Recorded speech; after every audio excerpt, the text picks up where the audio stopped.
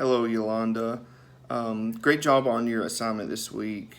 I think you've done a really well job of just explaining the responsibility of the social worker as well as the feelings that Molly was probably feeling as well.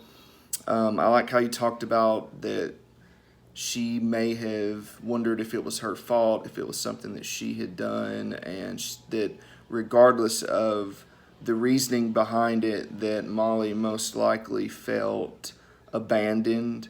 And I mean, even in a situation that's not therapy or social work or anything of that nature, just as human beings in general, the feeling of abandonment is always tough to deal with and tough to process, especially if you feel like, you may be at fault.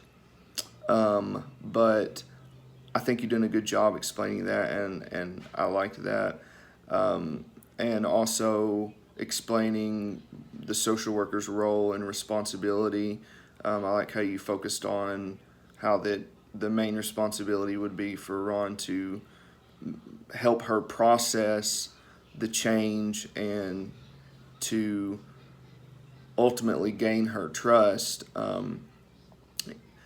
And that's so important because you have to have trust and you have to build rapport and you have to help them process that change, because feeling like you're in one spot one day and then changing that and feeling like you've took a huge step backwards is difficult to process for anyone. And I think that that is difficult for the client, and I think that it's also very difficult for the social worker as well, because it's not exactly what I would call a fresh start necessarily. I don't think it would be the same as just having a first initial assessment with a client, because this client has already been through it to a certain extent and has built trust with a certain individual, and then now they're expected to build that same trust and have the same relationship with a new social worker